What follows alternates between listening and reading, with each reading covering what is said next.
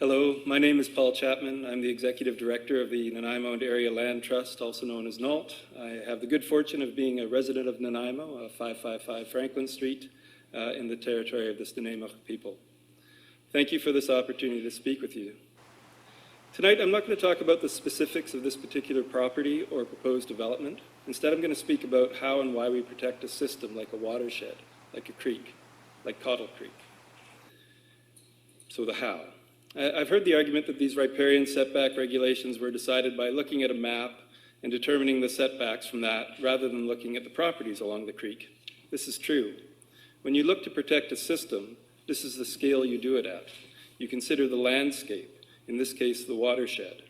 This was how the provincial regulations were determined, and then using a more detailed map and local knowledge, this is how the city determined the size of the riparian areas. This is how it's done. This is how you create effective riparian regulations to protect the values of the creek. So then why? Which values are we protecting? The environmental values are obvious. Riparian areas provide for the distribution of nutrients from the upper reaches to the lower reaches, and from the creek banks to the surrounding areas, and vice versa. Riparian areas provide rich habitat and corridors of connection for a robust diversity of species that rely on this habitat and these corridors. These riparian areas support the towering trees and iconic animals that we think of when we think of our home landscape.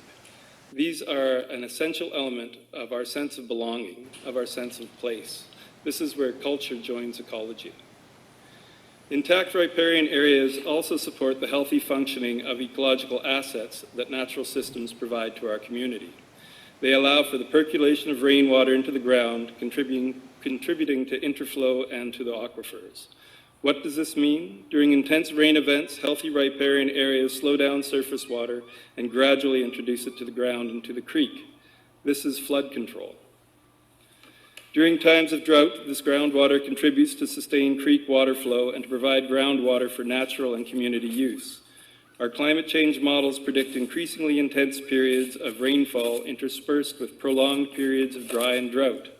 This is flood control. This is drought relief. Fighting the negative effects of climate change is hard work. Our creeks are our front line for climate change mitigation. Protecting our natural systems, preserve natural water balance, is one of the most effective things we can do to be a resilient community. Let's not make the hard work harder by degrading systems we are going to need to increasingly rely on. The solution is healthy, functioning watersheds.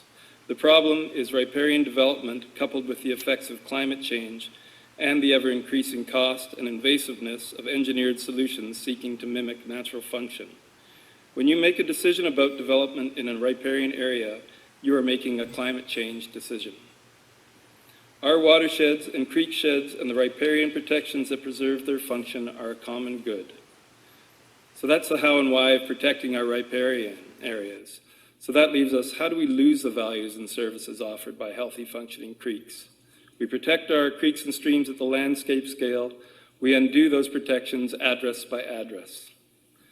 Each time we choose to allow a riparian setback variance, we degrade the system we are meant to protect, we devalue the common asset, and transfer that common good to private hands.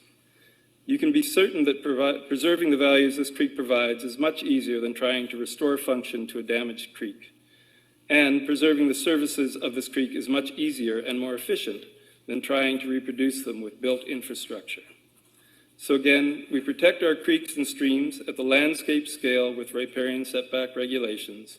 We degrade them by decisions made address by address. This decision is a climate change decision. Thank you for your time, and I'd be happy to answer any questions you may have. Thank you very much, Mr. Chapman. Any questions?